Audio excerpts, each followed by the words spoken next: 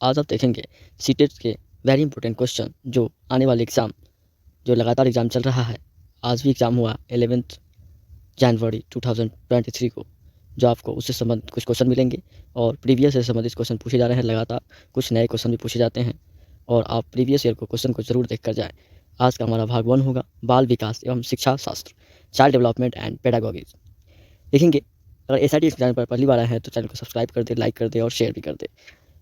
एक educational channel है जो आप लोगों के लिए वेरी इंपॉर्टेंट है। आने वाले दिनों में लाइव क्लासेस चलेंगे और भी 10th 12th ये सब के क्लास चलने वाले हैं। चलिएगा, तो बाल विकास एवं शिक्षा शास्त्र से संबंधित क्वेश्चन देखेंगे। निर्देश निम्नलिखित प्रश्नों के उत्तर देने के लिए सबसे उचित विकल्प चुनिए। यानी कि मतलब एक ही आंसर होंगे, 4 ऑप्शन मिलते हैं और एक ही आंसर सही होता है, इसलिए ध्यानपूर्वक क्वेश्चन को देखें और तब क्वेश्चन का जवाब दे सकते हैं। पहला क्वेश्चन कहता है, बच्चों द्वारा की जाने वाली त्रुटियों के संबंध में निम्नलिखित में से कौन सा कथन सत्य है। तो देखिए, सत्य है यदि कहता है कि यदि एक शिक्षक कक्षा में सभी बच्चों की त्रुटि को सुधारने के योग्य नहीं है तो यह संकेत करता है कि शिक्षक शिक्षा की व्यवस्था में असफल है। बात तो सही है, यही बात हमारा ऑप्शन सही लग रहा है। तो कहता है कि यदि एक शिक्षक कक्ष में सभी बच्चों की त्रुटियों को सुधारने योग्य नहीं है तो यह संकेत करता है कि शिक्षक शिक्षा की व्यवस्था में असफल है। नेक्स्ट क्वेश्चन देखेंगे हम। यदि एक शिक्षक कक्षा में शिक्षक सभी बच्चों के त्रुटियों को सुधारने योग्य नहीं है तो उनका इसका संकेत है कि शिक्षक शिक्षा की व्यवस्था में असफल है। दूसरा क्वेश्चन कहता है, देखेंगे, नर्सरी कक्षा में शुरुआत करने के लिए कौन सी विषय वस्तु सबसे अच्छी है। तो बता देखिए नर्सरी कक्षा में जब पढ़ते हैं तो मेरा परिवार ये सबसे बड़ा इंपॉर्टेंट टॉपिक होता है बच्चों के लिए। नर्सरी कक्षा में शुरुआत करने के लिए मेरा परिवार विषय बहुत सबसे अच्छी है, क्योंकि नर्सरी कक्षा में बालक को विद्यालय, मित्र, पड़ोस के बारे में ज्ञान नहीं होता है, लेकिन परिवार से संबंधित जैसे माता पिता, भाई बहन आदि के बारे में कुछ ज्ञान अवश्य होता है। नेक्स्ट क्वेश्चन देखेंगे, 3 नंबर कहता है कि प्राथमिक कक्षा में सकारात्मक वातावरण निर्मित करने के लिए एक शिक्षक को क्या चाहिए। तो एक शिक्षक को यही चाहिए कि मतलब ऑप्शन नंबर ए, विभेदन नहीं करना चाहिए, प्रत्येक बच्चे के लिए सामान्य लक्ष्य सुनिश्चित करने चाहिए। ये एक शिक्षक का कार्य होता है। देखिएगा, प्राथमिक कक्षा में सकारात्मक वातावरण निर्मित करने के लिए एक शिक्षक को भेदभाव नहीं करना चाहिए और प्रत्येक छात्र के लिए समान लक्ष्य सुनिश्चित करने चाहिए। नेक्स्ट क्वेश्चन आता है 4 नंबर, एक बच्चा जो डैश से ग्रसित है वह सौ और वाज न्यूक्लियर और अनन्यूक्लियर में अंतर नहीं कर सकता है। तो ऑप्शन नंबर ए सही है, डिसलेक्सिया एक ऐसी प्रकार की मानसिक रोग है जिसमें अक्षरों के क्रम का ज्ञान कम होता है, जिससे बालक शब्द के अक्षर का क्रम अंतर नहीं कर सकता है एवं सौ के स्थान पर वाज लिख सकता है। नेक्स्ट क्वेश्चन आता है 5 नंबर, निम्नलिखित में से कौन सी विशेषता समस्या समाधान उपागम का विशेष चिन्ह है। तो ऑप्शन नंबर डी, समस्या कथन में संकेत अंतर्निहित के रूप से दिया जाता है। डी नंबर ऑप्शन कहता है समस्या कथन में संकेत अंतर्निहित रूप में दिया जाता है, यह विशेषता समस्या समाधान उपागम का विशेष चिन्ह है। नेक्स्ट क्वेश्चन आता है 6 नंबर, कहता है क्या प्रतिभाशाली विद्यार्थी किसे कहते हैं। तो ऑप्शन नंबर डी हमारा सही है, अपने निर्णय में आत्मनिर्भर होते हैं वही बच्चे प्रतिभाशील व्यक्ति कहलाते हैं, विद्यार्थी कहलाते हैं। प्रतिभाशाली छात्र सदैव अपने निर्णयों में आत्मनिर्भर होते हैं। नेक्स्ट क्वेश्चन आता है 7 नंबर, कहता है देखेंगे, चिंतन के सूचना प्रक्रमण सिद्धांत में निम्नलिखित चरण आते हैं, क्या क्या चरण आते हैं। तो ऑप्शन नंबर देखेंगे डी, पहले आता है घ यानी कि पूर्व प्रक्रम आते हैं, उसके बाद श्रेणी क्रम आते हैं, उसके बाद आते हैं प्रतिक्रिया चरण और अंतिम में आते हैं हमारे प्रतिक्रिया क्रियान्वयन। देखिएगा, ऑप्शन नंबर डी, चिंतन के सूचना प्रक्रम में सिद्धांत का चयन निम्नलिखित है, पूर्व प्रक्रम, श्रेणी क्रम, प्रतिक्रिया चयन और प्रतिक्रिया क्रियान्वयन किए जाते हैं। 8 नंबर क्वेश्चन कहता है, सीखने संबंधी निर्योगताएं समझाए जाते हैं, समानता क्या है। तो ऑप्शन नंबर डी है, उन बच्चों में पाई जाती है जिसमें विशेषतः जिनके पैतृक अभिभावक इस प्रकार की समस्याओं से ग्रसित होते हैं। नेक्स्ट आता है क्या, देखेंगे, सीखने संबंधी निर्योगता वंशानुगत चलने वाली प्रक्रिया होती है जो एक पीढ़ी से दूसरे पीढ़ी में चलती जाती है। सीखने संबंधी निर्योगता समानता उन बच्चों में पाई जाती है विशेषतः जिनके पैतृक अभिभावक इस प्रकार की समस्या से ग्रसित होते हैं। नेक्स्ट 9 नंबर कहता है क्या, मेनिका जो गणित की शिक्षक है राधिका से एक प्रश्न पूछती है, राधिका से कोई उत्तर न मिलने पर वह तुरंत मोहन से दूसरा प्रश्न पूछती है।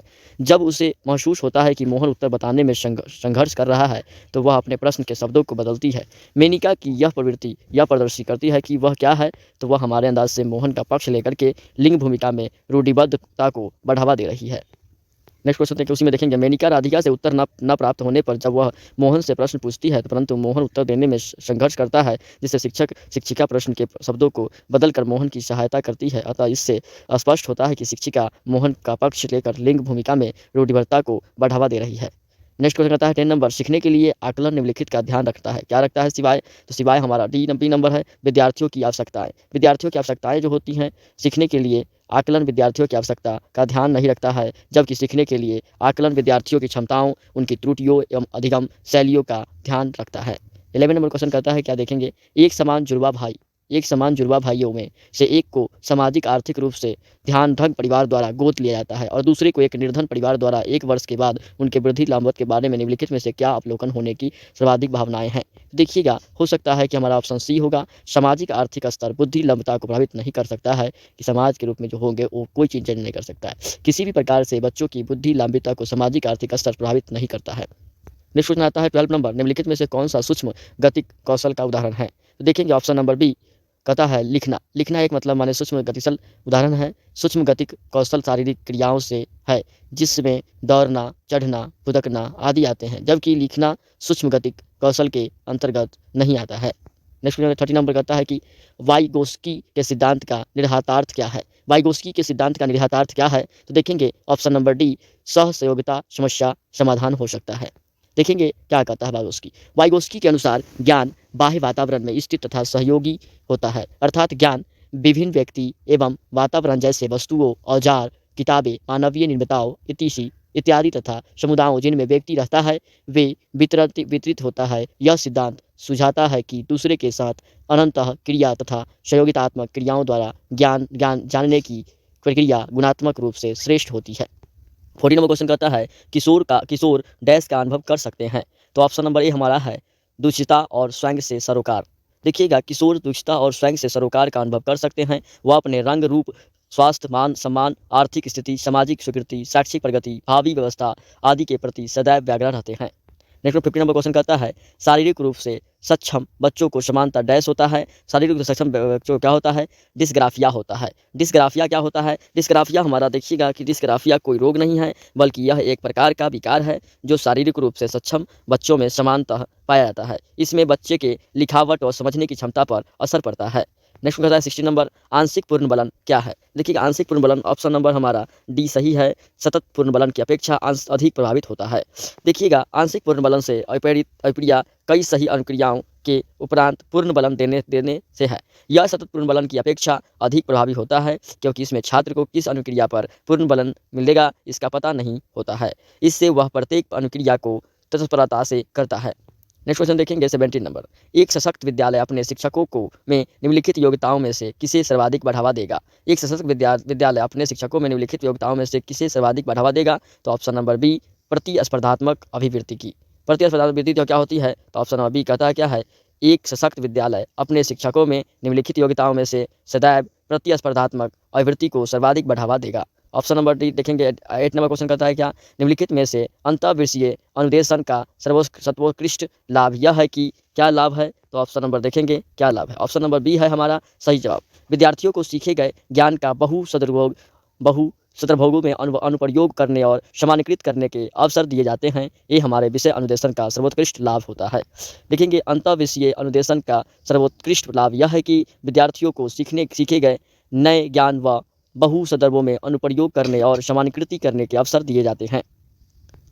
देखेंगे नेक्स्ट क्वेश्चन 19 नंबर, वे शिक्षार्थी जो समृद्ध ज्ञान और शैक्षणिक दक्षता की हार्दिक इच्छाएं प्रदर्शित करते हैं उनके पास होता है क्या होता है। तो ऑप्शन नंबर ए निष्पादन उपागम अभिविन्यास होते हैं। ऑप्शन नंबर ए कहता है जिन शिक्षार्थी के पास निष्पादन उपागम अभिविन्यास होता है वे शिक्षार्थी समृद्ध ज्ञान और शैक्षणिक दक्षता की हार्दिक इच्छा प्रदर्शित करते हैं।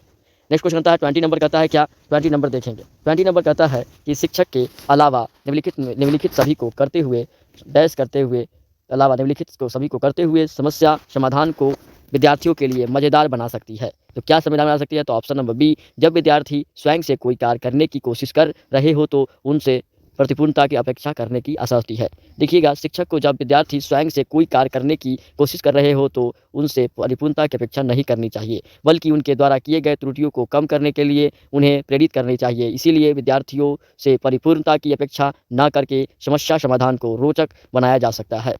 21 नंबर क्वेश्चन कहता है क्या, भाषा में अर्थ की सबसे छोटी इकाई क्या होती है, डैश होती है। तो भाषा में अर्थ की सबसे छोटी इकाई क्या होती है, तो ऑप्शन नंबर बी स्वनीम होती है। स्वनीम बोलचाल की भाषा के उच्चरित रूप की वह न्यूनतम विशेषता है जिसके द्वारा कही गई बात का जाने वाली किसी अन्य बात में अंतर स्पष्ट किया जाता है। स्वनात्मक दृष्टि से किसी भाषा बोली में समान स्वप्नों का समूह जिसके वितरण का एक ढांचा होता है। नेक्स्ट क्वेश्चन 22 नंबर कहता है क्या, 22 नंबर देखेंगे। 22 नंबर कहता है कि बहुबुद्धि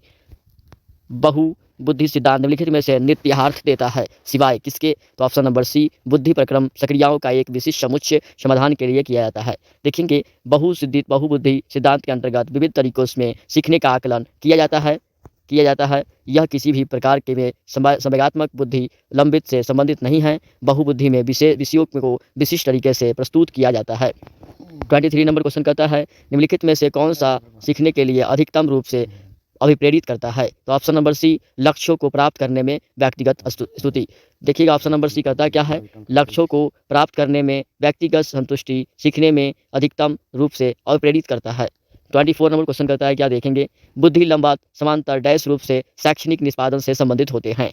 देखिएगा ऑप्शन नंबर ए, उच्च बुद्धि लंबता समानता उच्च रूप से शैक्षणिक निष्पादन से संबंधित होते हैं। 25 नंबर क्वेश्चन क्या कहता है, देखेंगे 16 वर्षीय बच्चा बुद्धि लंबित परीक्षण में 75 अंक प्राप्त करता है, उसकी मानसिक आयु डैश वर्ष होगी। देखिएगा ऑप्शन नंबर के अनुसार से सी 12 नंबर होगी, 12 साल के होंगे। तो देखिएगा फर्स्ट आईक्यू की बात करेंगे तो बुद्धि लंबता क्या होती है, आईक्यू लेवल होती है, तो एमए मतलब मानसिक आयु बटा में वास्तविक आयु बगुने में 100। आईक्यू लेवल 75 है तो बच्चा क्या है, चाइल्ड डेवलपमेंट में 16 वर्ष के हैं। 75 एमए मतलब मानसिक आयु बटा में वास्तविक आयु इंटू 100 यानी करने पर डिवाइड करते हैं तो 25 इंटू 16/100 यानी आ जाएगा हमारा एम ए इक्वल टू मानसिक आयु बराबर 12 वर्ष। देखेंगे 26 नंबर क्वेश्चन, विद्यार्थियों की पोर्टफोलियो के लिए सामग्री का चयन करते समय डैश का डैश जरूरत होना चाहिए। विद्यार्थियों के पोर्टफोलियो के लिए सामग्री का चयन करते समय डैश का जरूरत होना चाहिए। तो देखिएगा ऑप्शन नंबर बी, विद्यार्थियों का समावेशन जरूरत होना चाहिए। बी नंबर क्वेश्चन कहता है विद्यार्थियों के